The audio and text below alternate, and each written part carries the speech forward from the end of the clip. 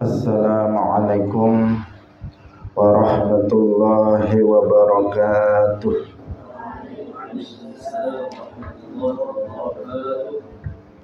Alhamdulillahi rabbil alamin.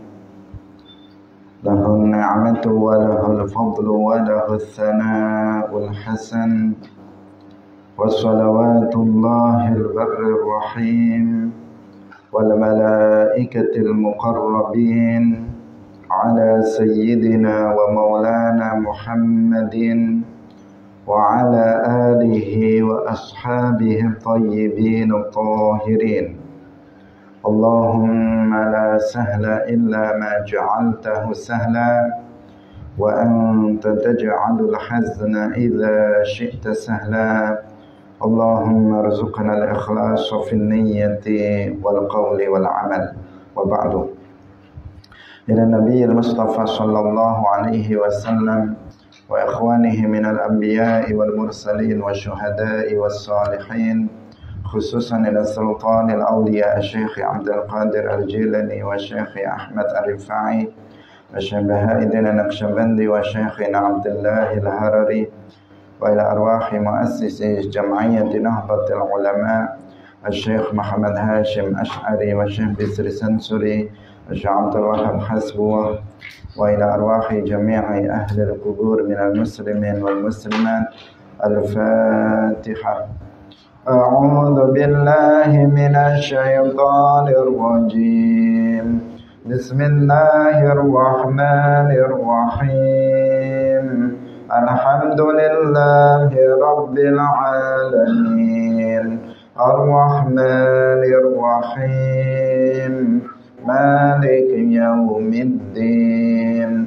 Iyyaka na'budu wa iyyaka nasta'in.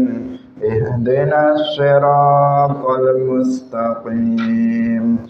Siratal ladzina an'amta 'alaihim ghairil maghdubi 'alaihim waladdallin. Amin. Hadirin hadirat kaum muslimin muslimat, pemirsa Madu TV rahimakumullah. Alhamdulillah, kita bersyukur kepada Allah Subhanahu wa taala. Pagi hari ini Allah Subhanahu wa taala di awal tahun 2025, Allah masih memberikan keistiqomahan kepada kita semuanya untuk bisa hadir dalam majelis ilmu, dan semoga terus kita bisa istiqamah dalam majelis ilmu. Amin ya rabbal alamin. Salawat dan salam semoga tetap terlimpahkan kepada Nabi Agung Nabi Muhammad sallallahu alaihi wasallam, para sahabatnya, keluarganya, serta seluruh umat Islam yang mengikuti beliau ila yaumil qiyamah. Kita ikhlaskan niat kita masing-masing, kita ngaji lillahi ta'ala. Qala al-Imam Abu Abdullah Al-Bukhari rahimahullahu ta'ala, babun liyuballighil ilma syahidul ghaiba. Qala Ibnu Abbas 'anil Nabi sallallahu alaihi wasallam. Babun utawi iki iku bab liyuballighil ilma, supaya nyampeaken al ilma ing ilmu sapa asyahidu wong kang hadir ing majelis ilmu, al-ghaiba ing wong kang ghaib. Qalahu ngucapaken ing ucapan liyuballighil ilma syahidul ghaib sapa Ibnu Abbas anin Nabi saking Kanjeng Nabi sallallahu alaihi wasallam.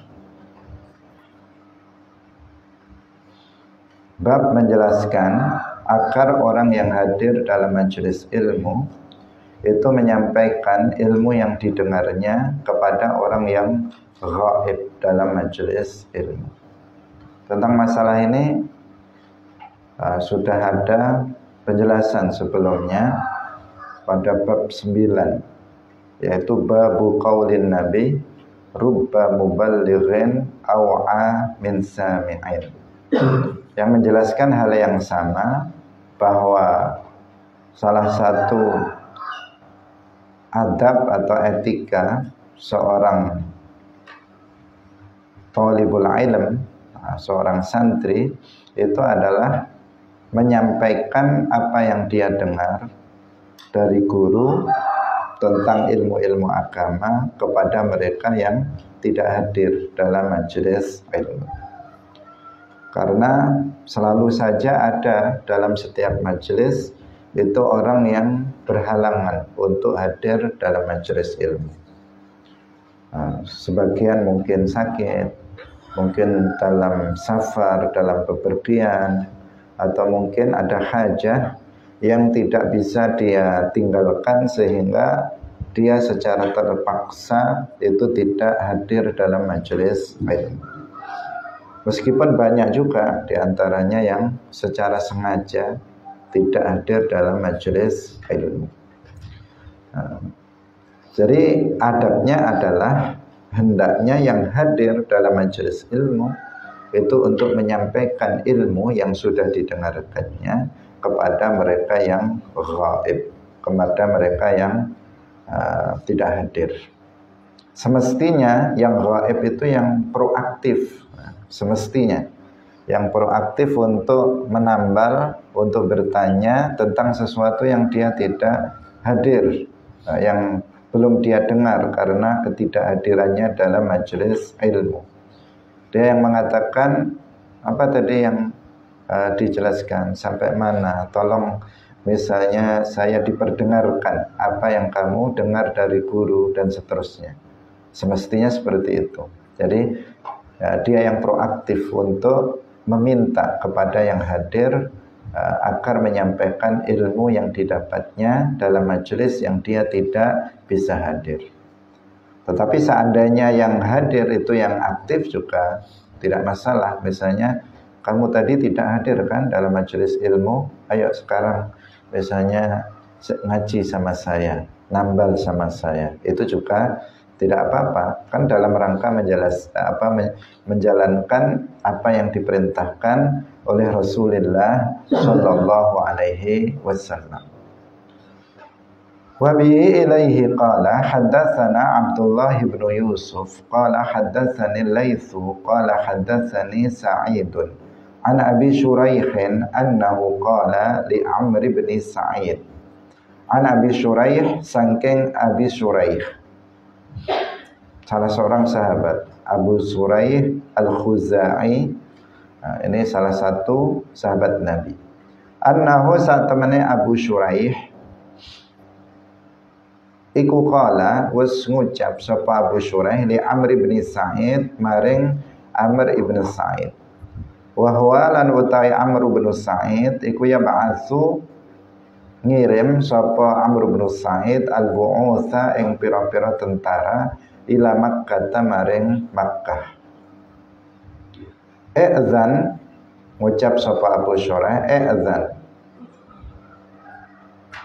awal izin sapa sira li maring ingsun ayyuhal amiru amir uhaditsuka nyampe akan hadis sapa ingsun ing sira qaulan ing ucapan qama kang wis jumeneng bihi kelawan qaul sapa an-nabiyyu kanjeng Nabi sallallahu alaihi wasallam al-ghada ing dalem wektu sesuk min yaumil fathi saking dinane Fathu Makkah. Sami'athu kang rungu ing qaul apa udhuna ya kuping loro ingsun wa wa'ahu lan bener-bener memahami ing qaul apa qalbi ati ingsun wa absarathu lan wis ningali ing Kanjeng Nabi sop apa ainaya mripat loro ingsun hina takallama ing dalem tatkalane dawuh sapa Kanjeng Nabi bihi kelawan qaul. Hamida muji sapa Kanjeng Nabi Allah ing Allah wa asna lan ya muji sapa Kanjeng Nabi alaihi ing atase Allah. Summa qala nuli dawuh sapa Kanjeng Nabi inna makkata harramaha Allah. Inna makkata sak temene Makkah iku harramaha wis dadekaken tanah haram ing Makkah sapa Allahu Gusti Allah. Walam yuharrimha lan orang dadekaken tanah haram ing Makkah sapa annasu manungsa. Fala yahillu mangka ora halal limri'en ketuwe wong suci yu'minu kang iman sapa imri'en billahi kelawan Allah wal yaumil akhir lan dina akhir ayasfika ing yen to ngaliraken sapa imri'en biha ing dalem Makkah daman ing getih. Wala ya'bidu lan ora motong sapa imri'en biha ing dalem Makkah syajaratan ing wit. Wa in ahadun lan lamun utawi salah siji wong tarakhasa ngambil keringanan li kita li Rasulillah krana merangine Rasulullah sallallahu alaihi wasallam fiha ing dalam Makkah faqulu mongko ngucap sapa sira kabeh innallaha satamane Allah qad adzina teman-teman wis paring izin sapa Allah li rasulihi maring utusane Allah walam ya'dzan lan ora paring izin lakum maring sira kabeh. Wa inna ma adzina lan angin pestine aweh izin li kanggo ingsun fiha ing dalem maka saatan ing wektu tertentu min naharin sangking awan. Suma'adat nuli bali apa hurmatuhu ke kemuliaane Makkah al-yauma ing dalam dina iki kahurmatiha kaya kemuliaane Makkah bil amsi ing dalam wektu wingi.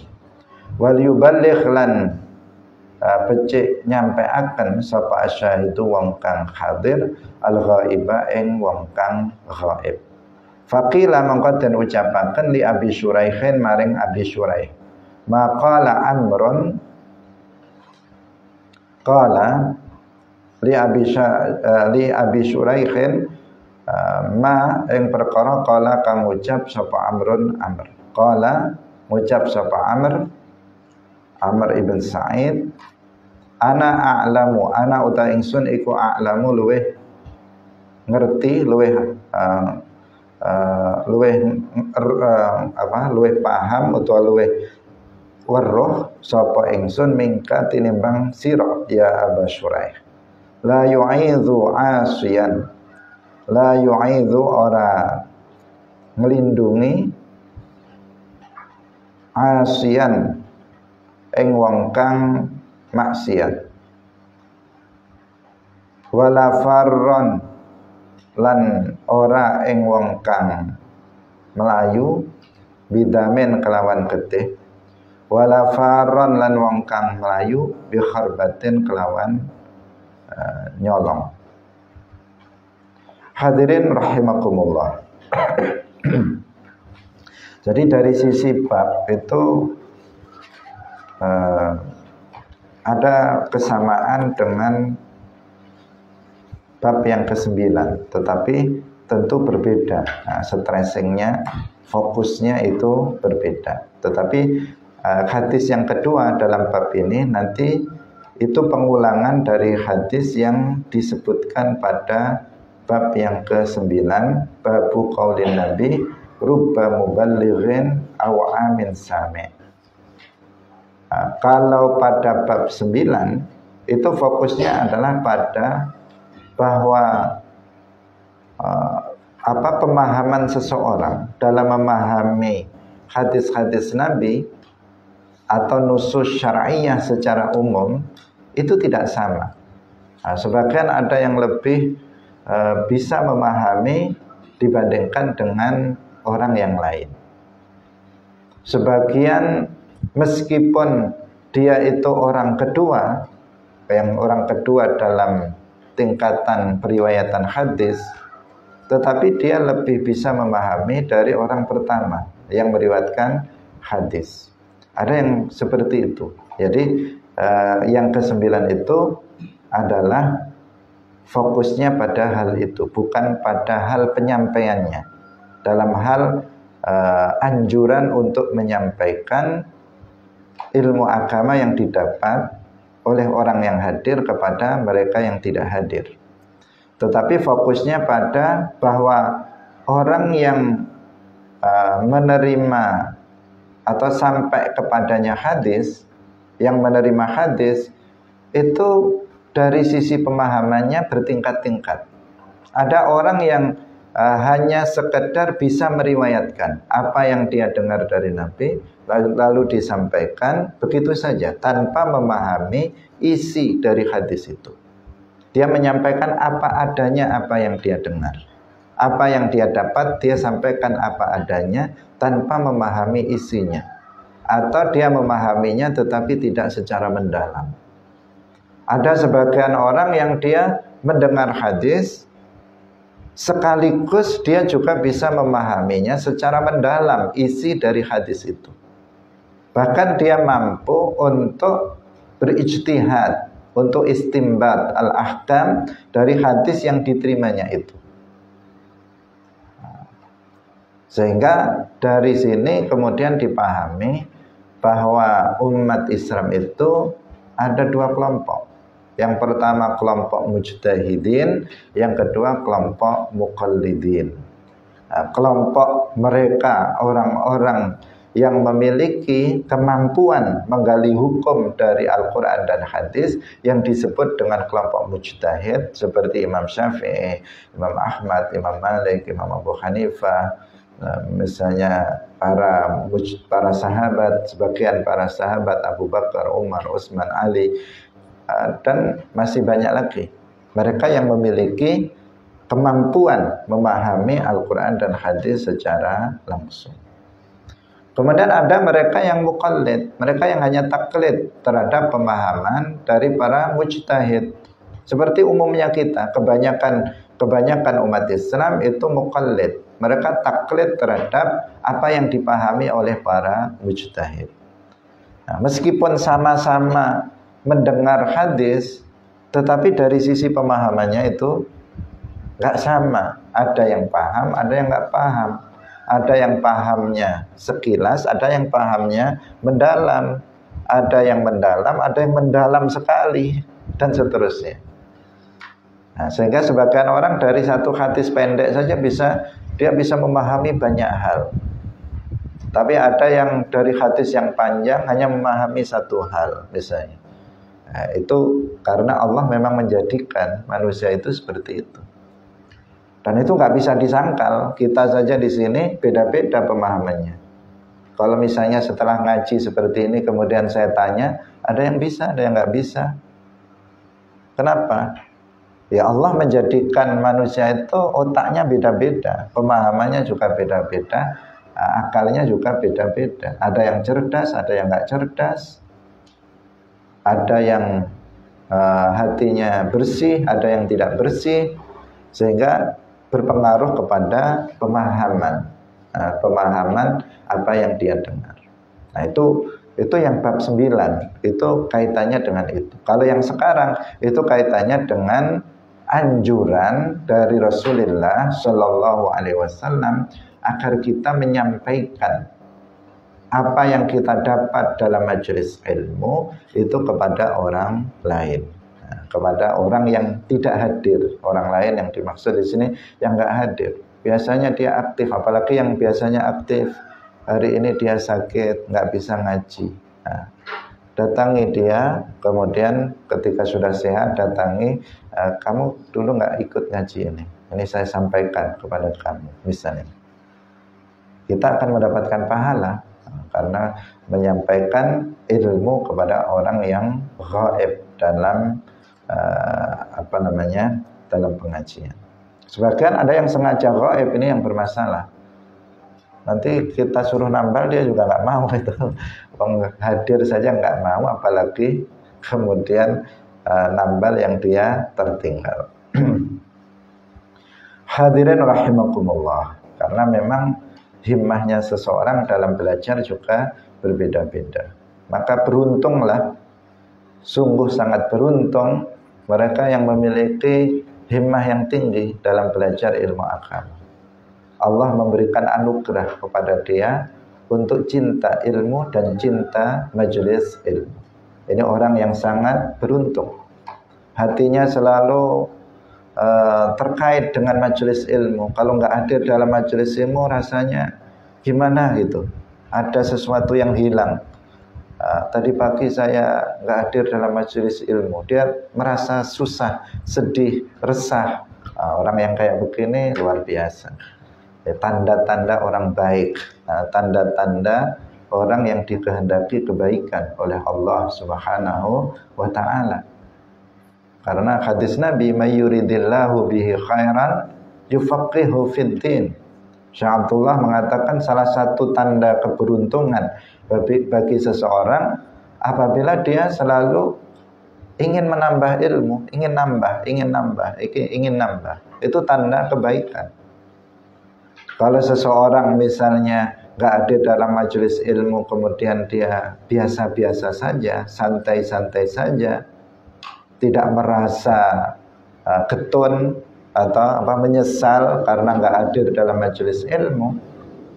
Waduh, teman saya Ramadan tadi ngaji, saya nggak ngaji, ketinggalan dong saya sama Ramadan misalnya.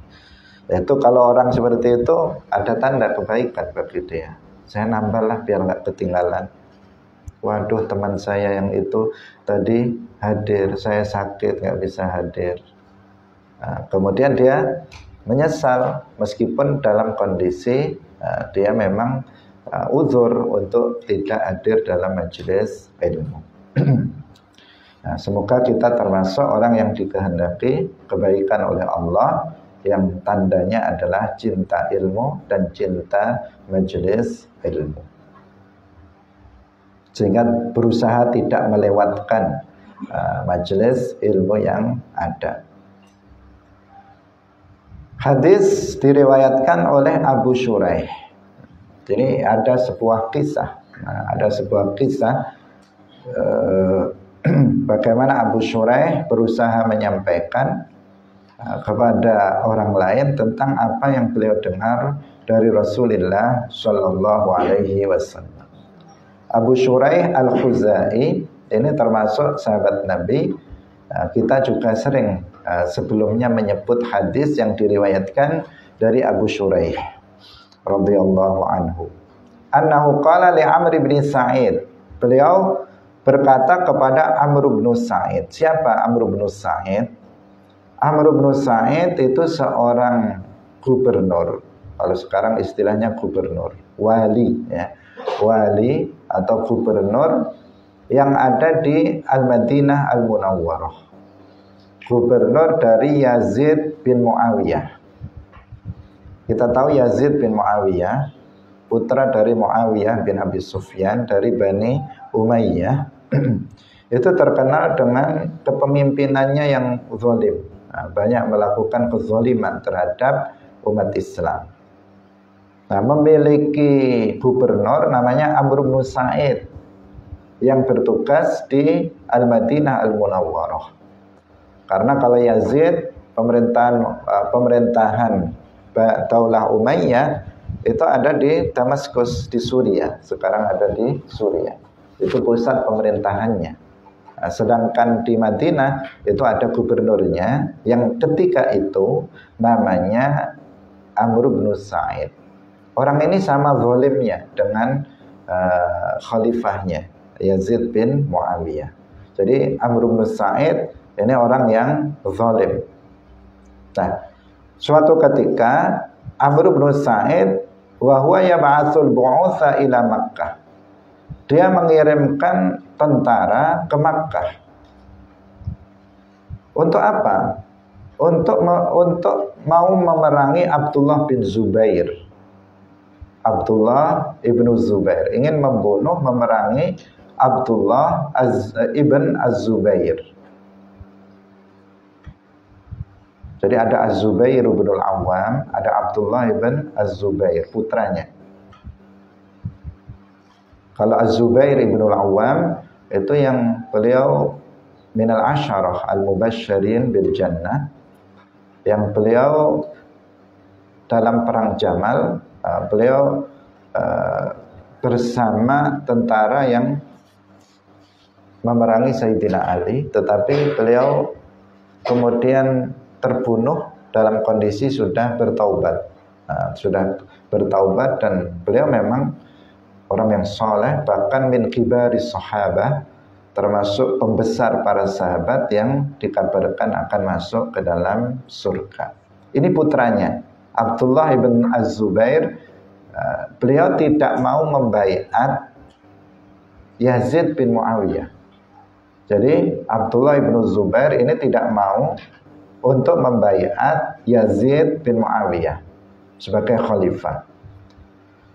Maka Amr bin Sa'id, gubernurnya yang ada di Al-Madinah Al-Munawwarah, itu mengirimkan tentara ke Makkah, karena Abdullah bin Zubair tinggalnya di Makkah. Mengirimkan tentara untuk pergi ke Makkah untuk membunuh atau memerangi Abdullah bin Zubair. Nah, ketika itu Abu Shuraih kemudian datang kepada Amr bin Sa'id memberikan peringatan dalam rangka ingkarul mungkar, mengingkari kemungkaran yang akan dilakukan oleh Amr bin Sa'id. Mengatakan, ayyuhal amir, uhaddithuka qawlan qama bihin nabiyyul ghada min yaumil fathi sami'athu udhunaya wa wa'ahu qalbi wa absarathu aynaya hina takallama bihi. Ini untuk untuk betul-betul menegaskan, saya ingin, beri izin saya, wahai Sa'id, ya wahai Amr bin Sa'id, beri izin kepadaku, aku ingin menyampaikan sebuah hadis, dawuhnya Rasulullah sallallahu alaihi wasallam.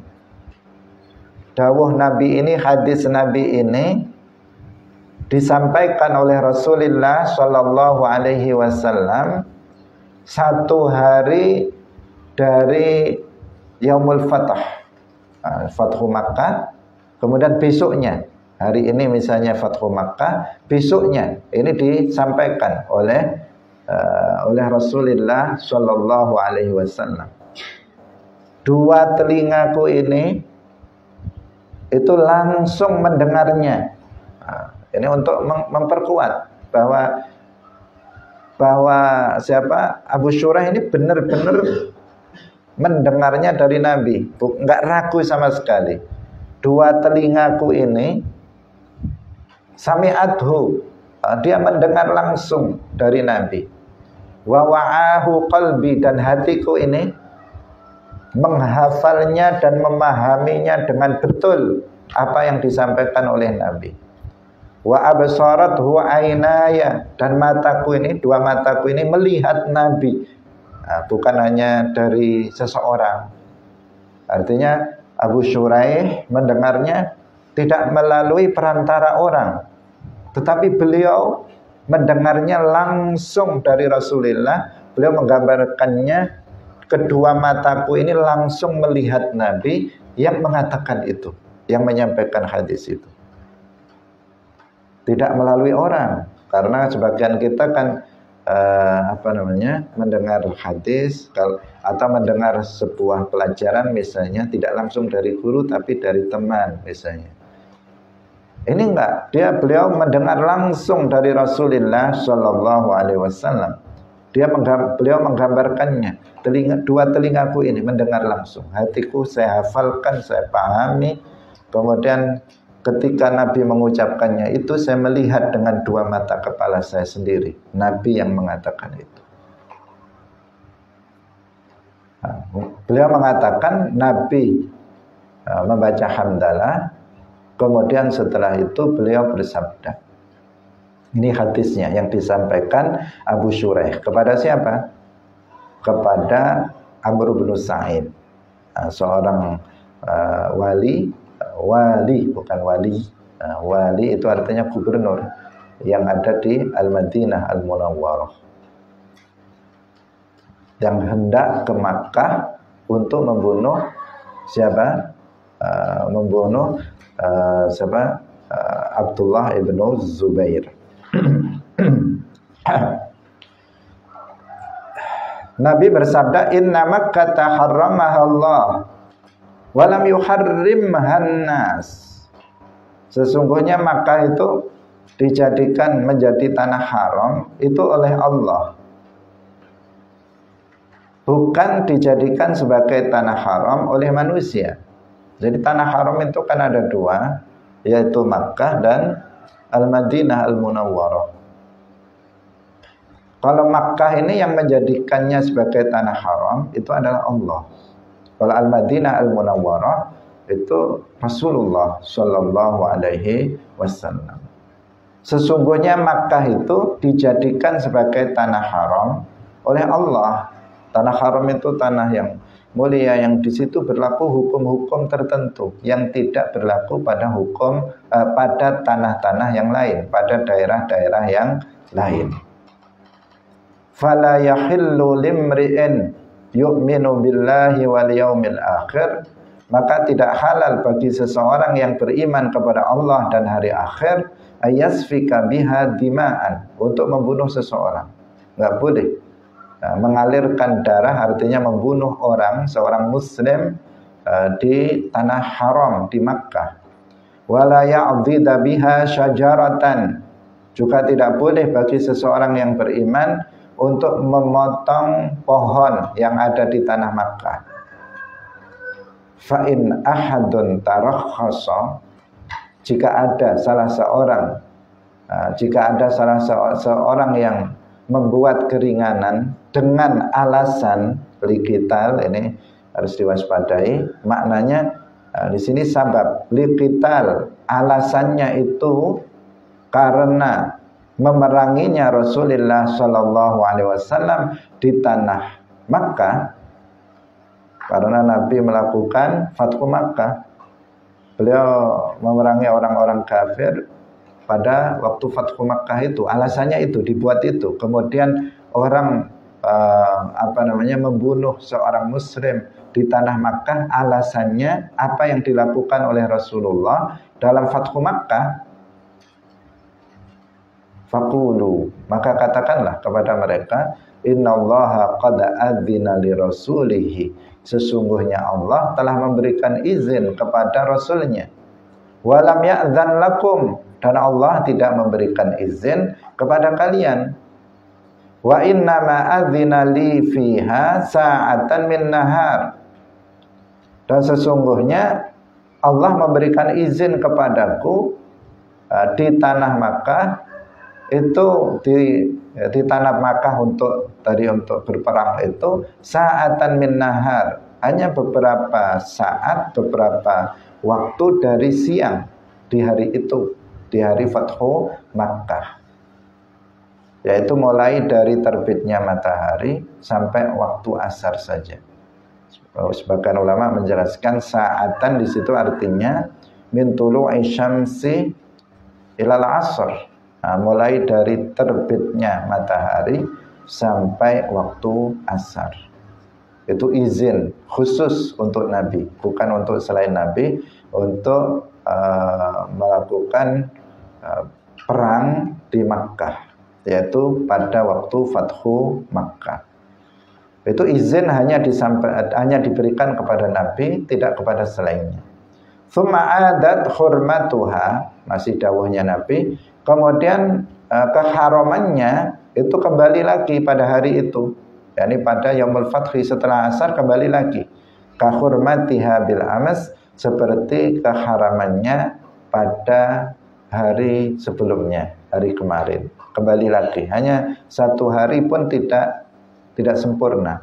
karena dari mulai terbit matahari sampai waktu asar. Wal yuballighi syahidul ghaiba, dan hendaknya yang hadir itu menyampaikan kepada yang tidak hadir. Ini dawuhnya Rasulullah Shallallahu Alaihi Wasallam, dan Abu Shuraih menyampaikannya.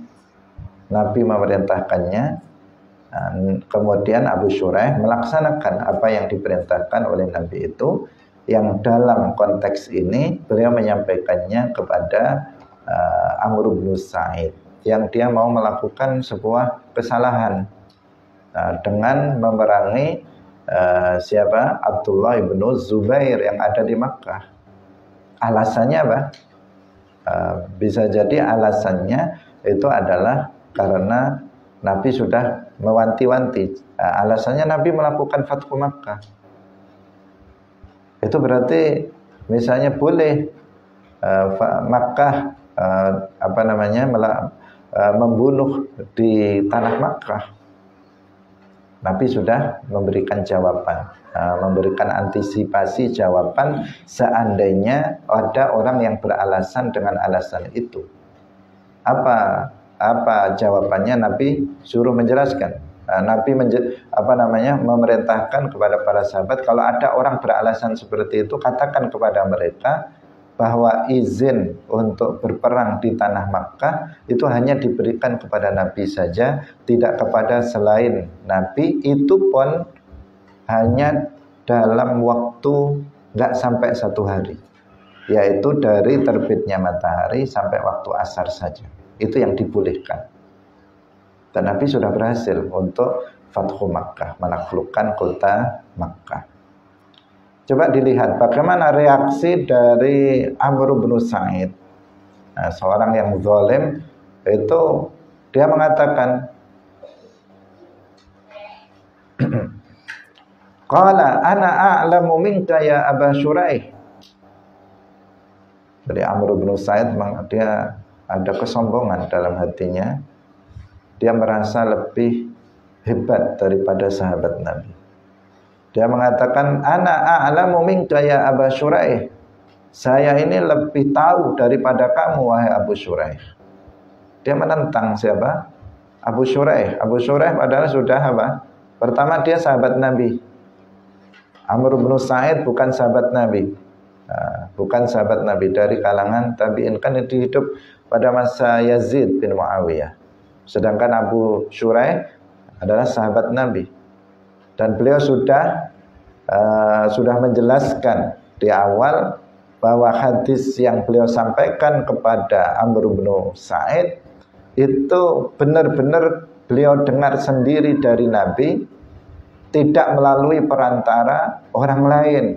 Dan beliau sudah memastikan bahwa beliau itu hafal dan paham. Tapi meskipun begitu, setelah disampaikan, Amr bin Sa'id mengatakan, saya lebih tahu daripada kamu, wahai Abu Shuraih. Sebagian orang memang tipenya kayak begitu.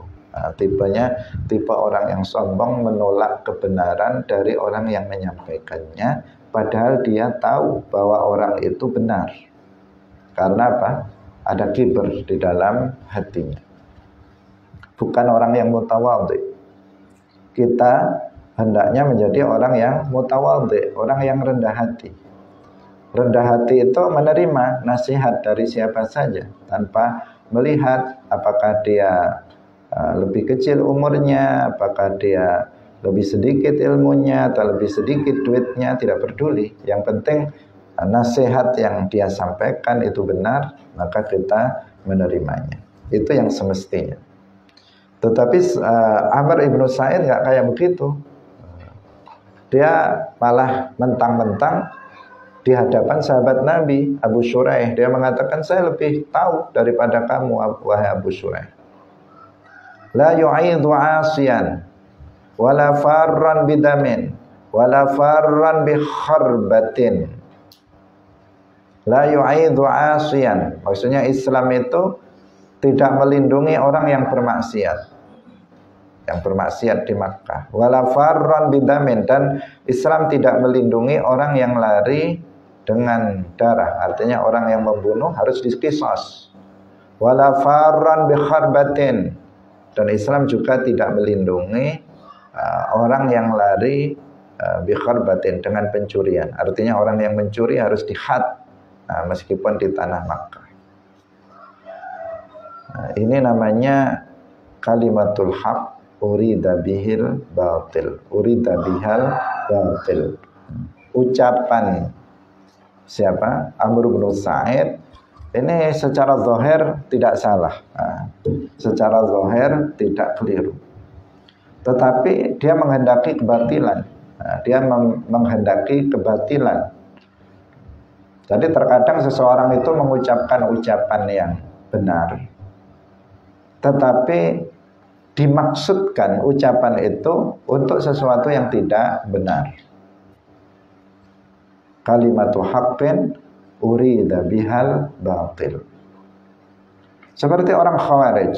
Orang Khawarij, ketika mereka mengatakan la hukma illa lillah, itu benar, tetapi maksud mereka, tujuan mereka itu batil. Karena tujuannya kemudian untuk mengkafirkan umat Islam, mengkafirkan Sayyidina Ali, bahkan membunuh Sayyidina Ali ibn Abi Thalib radhiyallahu anhu. Apa yang disampaikan oleh Amr bin Sa'id, dia mengatakan la yu'idhu 'asiyan wala farran bidamin wala farran bi kharbatin. Itu benar, tetapi dia maksudkan ucapan itu pada sesuatu yang batil. Dia mengucapkan itu tetapi untuk dalam rangka untuk membunuh siapa? Membunuh Abdullah bin Zubair. Jadi antara yang diucapkan dengan yang dimaksudkan itu berbeda. Hadirin yang dirahmati oleh Allah Subhanahu wa ta'ala. Jadi hadis ini menjelaskan bahwa Abu Shuraih itu menjalankan apa yang diperintahkan oleh Nabi untuk menyampaikan apa yang beliau dengar dari Rasulullah Shallallahu Alaihi Wasallam kepada mereka yang enggak hadir dalam majelis ilmu. Kita lanjutkan hadis berikutnya. Hadis berikutnya ini sama dengan hadis pada bab 9. Pengulangan karena ada faidah. Wa bihi ilaihi qala haddatsana Abdullah bin Abdul Wahhab qala haddatsana Hammadun an Ayyuba an Muhammadin an ibni Abi Bakrata an Abi Bakrata dzukira an-nabiyyu sallallahu alaihi wasallam. Ini dalam haji wada. Qala dawuh sapa Kanjeng Nabi, fa inna dima'akum wa amwalakum, fa inna dima'akum mongko sak temene pira-pira getih sira kabeh, wa amwalakum lan pira-pira bondo sira kabeh. Qala Muhammad, qala wasdawu sapa Muhammadun. Muhammad maksudnya Muhammad bin Sirin. Muhammad yang dimaksud Muhammad ibnu Sirin. Wa ahsibuhu lan nyangka sapa ingsun ing Kanjeng Nabi iku kala dawuh sapa Kanjeng Nabi, wa a'radakum lan pira-pira kehormatan sira kabeh alaikum ing atase sira kabeh iku haramun haram ka hurmati yaumikum hadza, kaya mulyane dina iki, dina sira kabeh iki, yakni yaumun nahar. Yaumun nahar berarti hari raya Idul Adha. Fi syahrikum hadza, ing dalem wulan sira kabeh iki, yakni Dzulhijjah. Ala liyuballighish syahidu minkumul ghaibah. Eleng-eleng liyuballigh becik nyampeaken sapa syahidu wong kang hadir ing majelis ilmu minkum sangking sira kabeh al ghaiba ing wong kang ghaib. Wa kana lan ana sapa Muhammadun, yakni Ibnu Sirin, Muhammad Ibnu Sirin, yaqulu dawuh sapa Muhammad Ibnu Sirin, shadaqa wis bener sapa Rasulullah sallallahu alaihi wasallam. Kana dzalika yaqulu sadaqa Rasulullah kana dzalika ala hal balaghtu eleng-eleng ana ta wis nyampeaken sapa ingsun marrata ini kelawan ambal kaping pindho. Hadirin rahimakumullah. Nah, tentang hadisnya kita sudah sampaikan ya pada pertemuan sebelumnya tentang makna dari hadis. Secara umum sudah juga kita sampaikan, hadis ini disampaikan oleh Nabi dalam peristiwa haji wada. Haji wada itu haji perpisahan yang dilakukan terakhir kalinya oleh Rasulullah Shallallahu Alaihi Wasallam. Nah, yang beliau sampaikan itu fa inna dima'akum wa amwalakum wa a'radakum. Kata Muhammad Ibn Sirin, saya menyangka beliau juga mengatakan wa a'radakum, bukan hanya terbatas wa amwalakum, tetapi juga wa a'radakum. Fa inna dima'akum wa amwalakum wa a'radakum alaikum haramun ka hurmati yaumikum hadza fi syahrikum hadza. Yang menunjukkan bahwa enggak boleh seseorang itu membunuh saudaranya sesama muslim bil batil bi ghairil haq. Tidak boleh seseorang juga mengganggu, mengambil harta orang lain bil batil, dengan mencurinya, dengan menghosopnya, dan dengan cara-cara yang lain yang tidak sesuai dengan syariat Islam. Wa a'radakum alaikum haram, artinya seorang muslim harus menjaga kehormatan seorang muslim yang lainnya.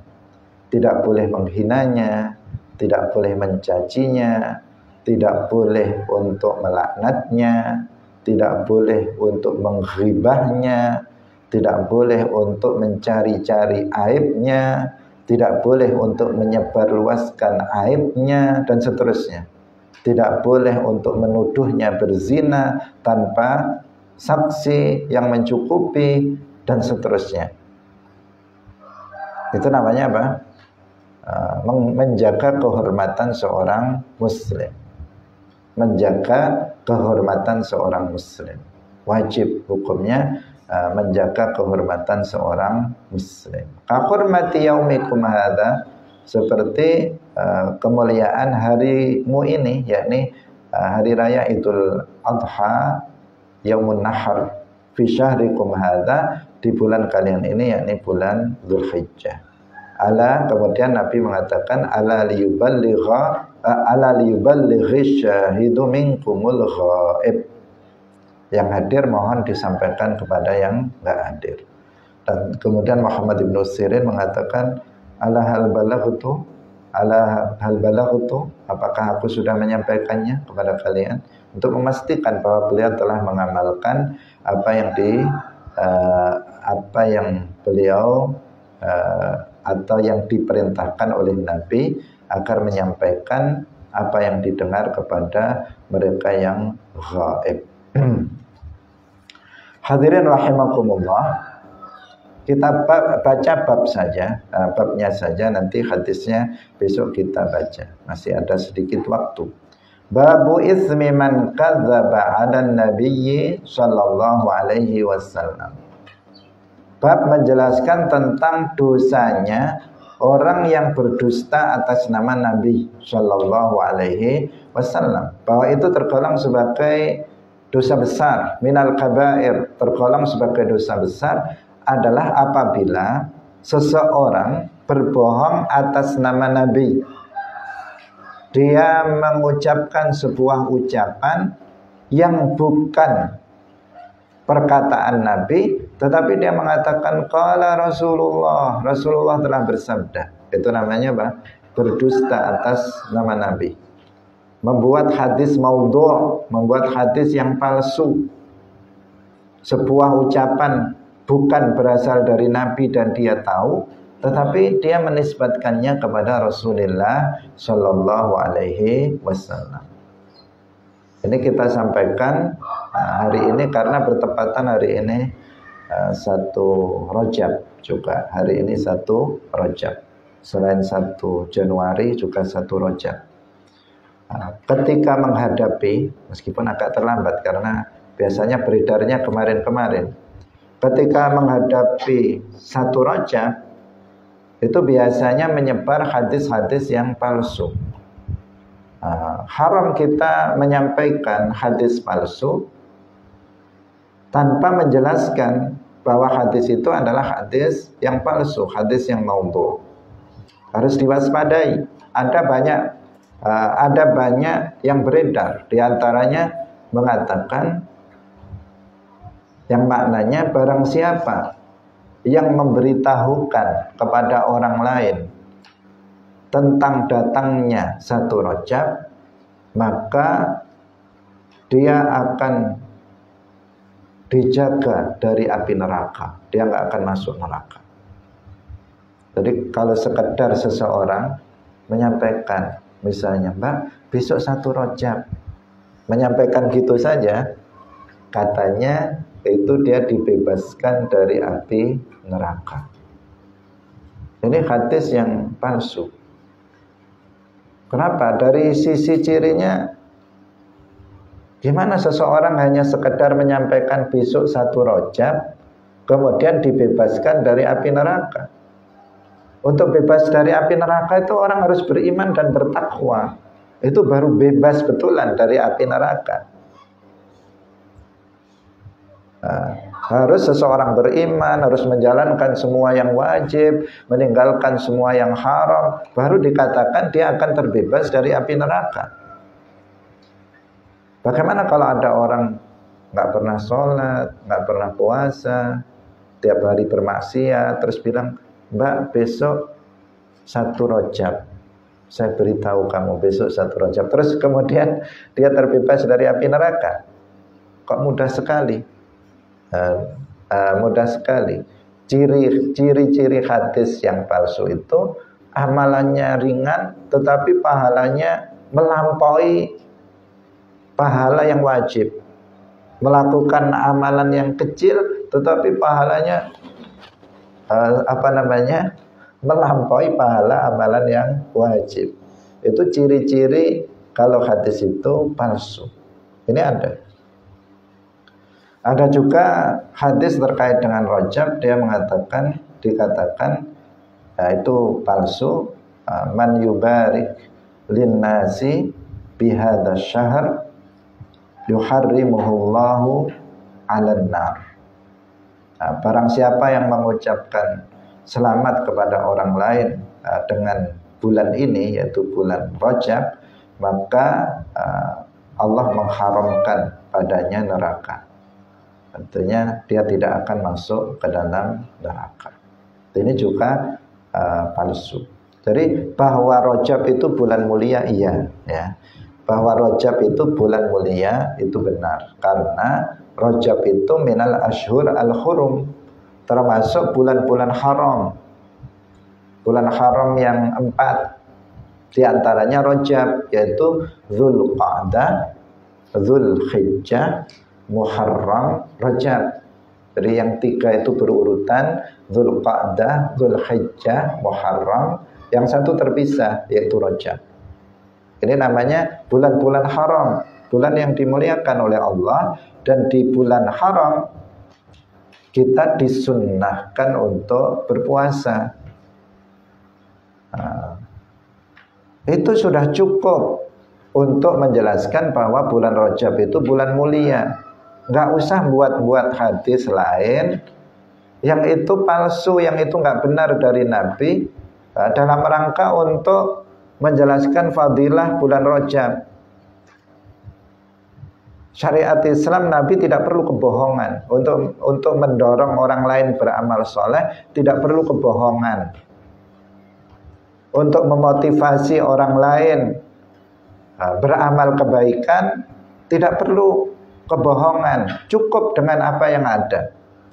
Cukup dengan apa yang warid dalam Al-Quran maupun dalam hadis-hadis Rasulullah Shallallahu Alaihi Wasallam. Nah, insya Allah ini akan kita kupas besok. Bukan masalah rojabnya, tetapi masalah dosanya orang yang membuat hadis maudhu, yang menyampaikan hadis palsu, mengatakan suatu perkataan yang bukan perkataan Nabi, tetapi dia menisbatkannya kepada Nabi. Dia mengatakan qala Rasulullah, padahal ucapan dia sendiri. Nah, ini sangat berbahaya. Nanti ada beberapa hadis yang menjelaskan tentang masalah itu agar kita waspada. Barakallahu fikum, wallahul muwaffiq ila aqwamit thariq. Wassalamualaikum warahmatullahi wabarakatuh. La ilaha illallah.